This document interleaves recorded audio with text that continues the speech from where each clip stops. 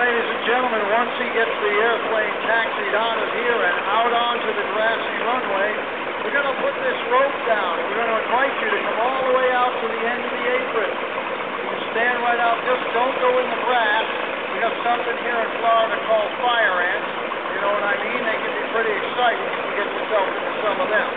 Stay on the apron. You'll notice there's a red line there just like this, which is the safety line. We'll ask that you go beyond the line. Okay. Once you get down there, you'll have to remain there until the airplane has taxied back over here and completely shut down. That's just a safety issue, a safety for us. That's always the primary goal here at Fantasy Flight. The aircraft is powered by a 240 horsepower inverted V8 air-cooled Argus engine. Top speed of about 120 miles an hour with a good tailwind. But it can fly less than 30. Remarkable airplane for its day.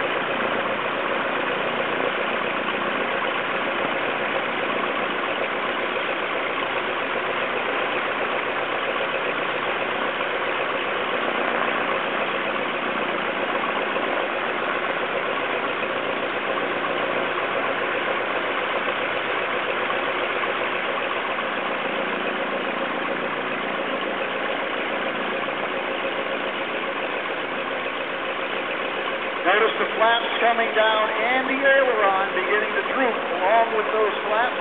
Both of them will pull back up. All that done with nothing more than a little hand crank and a bicycle chain. No hydraulics in this airplane. But this airplane would have been made around 1935. This is a true German Storch. We're going to invite you when he's done with the flight. He's going to pull it right up here, shut it down. We want you to come out, take a good look inside, see everything's in German. Notice the simplicity of the aircraft, which was extremely important way back in the Second World War, because this airplane was made to take off and land in improvised landing strips anywhere in the world. Yeah. All right, we want to invite you to come on down. Just remember, we have to remain down there beyond the red line until after the airplane has stopped, taxied back in, completely shut down. Then you're welcome to come on. Talk to Mr. Williams, look at the airplane, and if there's any kind of question you want, then also sign anything that you might want to sign.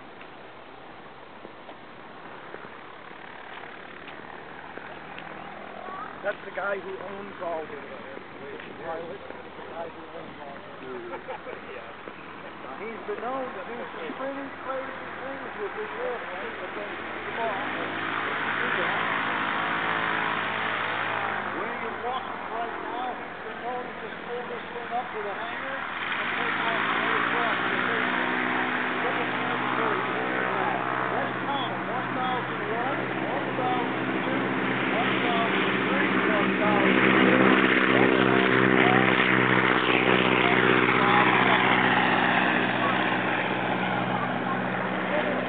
Now watch the airplane very closely. You'll see that it tends to levitate more than elevate. Once again, we need to go down beyond the red line. Come on down over the red line with me, and then we'll be in the safe zone. Or as safe as you can be. Come on down. There you go. Now the airplane tends to elevate more than levitate more than elevate, and here he comes. He'll do some high-speed passes, some slow-speed passes. At one point, he'll take the airplane by, and he'll come back, and he'll dip the wing and give you a beautiful profile shot of that airplane. This is mid-1930s technology. Long before there were helicopters, there were airplanes like the Fiesler Storch. As he said, in a good Storch wind, you can hover this airplane like a helicopter. You can fly it backwards if you have enough wind, and it can take off and land in less than 5 seconds. Folks, we need you to come over the red line, if you would, please. Helicopter.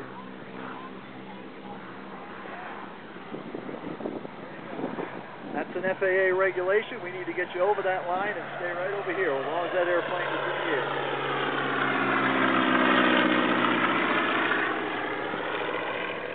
There you go.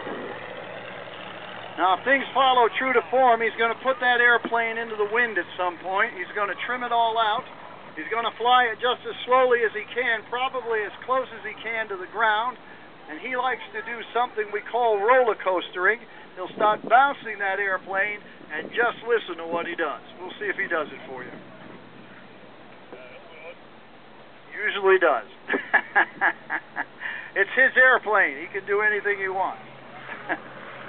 Others might be a little more cautious. Here's that nice left wing pass here. Give you a nice profile shot of that airplane close to the ground.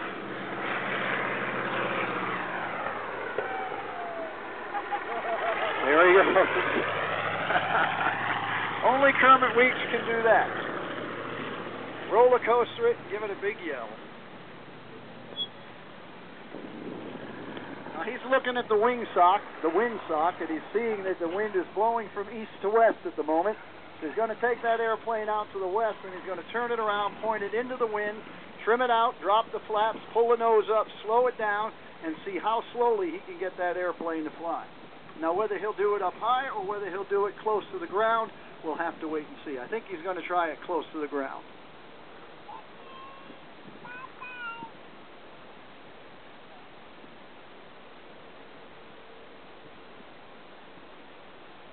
He has the airplane trimmed out.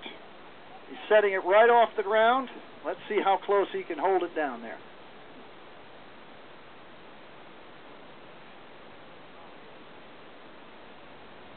Hey, he's not on the ground. The wheels are not touching.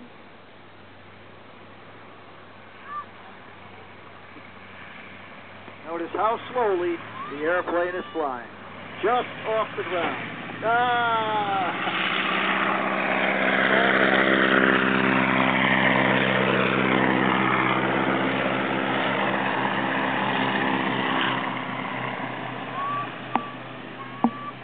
Like I said, it's his airplane. He can do what he likes with it. The other pilots would probably be much more cautious when they're flying. This airplane first appeared to us here in the United States in the late 1930s at the Cleveland Air Races. We as a nation didn't have anything to compete with this airplane. When the Germans brought it there in exhibition in it,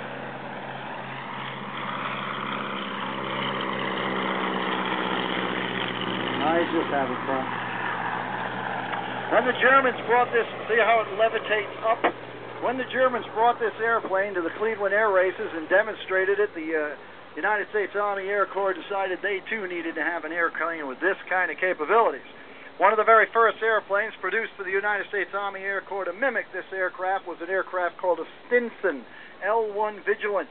If you'll take our restoration shop tour at 215, we'll show you the airplane that was built by the United States to mimic the characteristics of this aircraft. We have one that is 80% restored, ready to take back to the air here at Fantasy of Flight. So don't miss that tour at 2:15.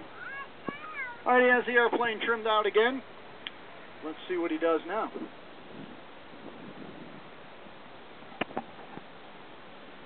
Now remember how short his takeoff was. Watch how short his landing is. Remember, this was made to land at an improvised landing strip anywhere by merely clearing a few feet of dirt and brush. There you go, and if he wanted to jump on the brakes, he could stop that airplane instantly. Now everybody stay where they are. He's going to taxi it in, bring it back up to the hangar, and once he's at the hangar, we can go up there and take a look at it, but we must make sure he's stopped and he has turned the engine on.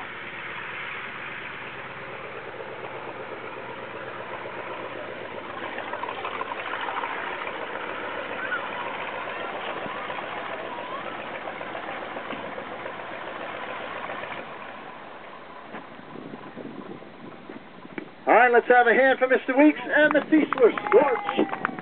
And go up there and he'll be happy to answer any questions that you might have about that airplane or anything else you might think. We'll be happy to do that. Again, 2:15 restoration shop tour.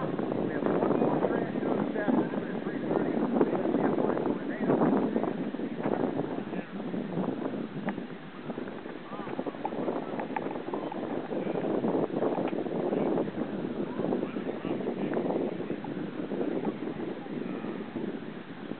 If I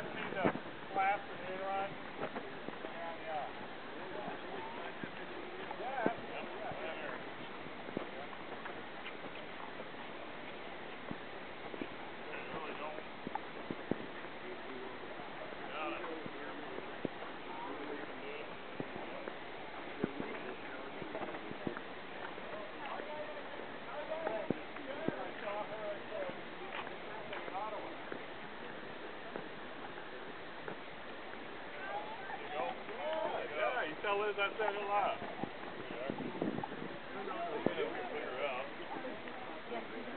Well, thank you. Everybody's standing there. There you go. Yeah, we can do that. Hey, that's quite all right. Cool. Where are you from? Hi.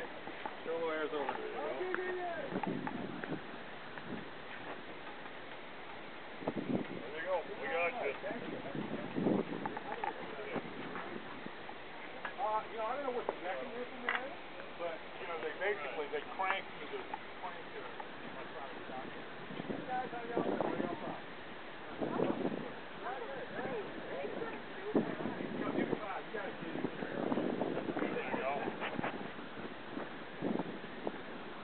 Okay, we got it. All right, thank you guys. Thanks for coming. Incredible. There you go, folks. Anybody else? Yeah, I'll go about it.